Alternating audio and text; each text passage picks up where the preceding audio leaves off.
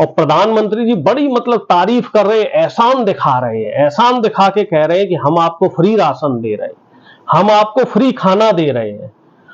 और जो free ration देता है या खाना देता है तो उसे पुण्य मिलता है, और पुण्य का उनका तात्पर्य यह है कि मैं तुम्हें वो राशन दे रहा हूं तो तुम मुझे वोट दो, नहीं तो तुम्हें पाप लगेगा। अब हमें ये बताओ जरा कि ये राशन जो है वो आप अपनी जेब से लेके आ रहे हो, आप अपने मामा के घर से लेके आ रहे हो राशन?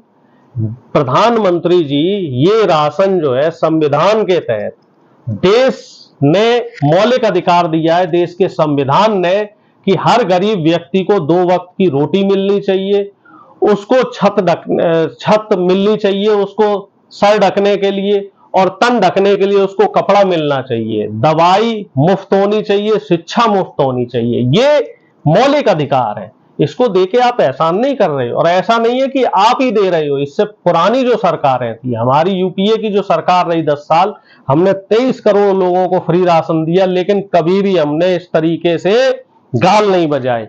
आपने कोरोना के नाम पे लोगों से वोट मांगे कि कोरोना में आपने वैक्सीन दी है, इस पे आपने वोट मांगे, और बाद में वही वैक्सीन अब जान ले रही है लोगों की।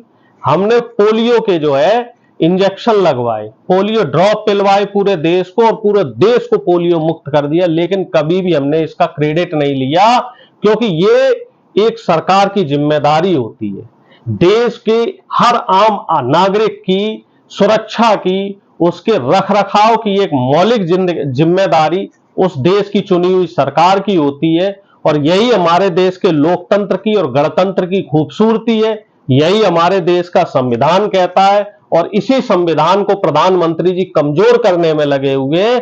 प्रधानमंत्री जी देश की सारी प्रॉपर्टी जो है वो पूंजीपतियों को देने में लगे हैं, और देश की जनता इस चीज को समझ चुकी है, देश की जनता इस चीज को भांप चुकी है।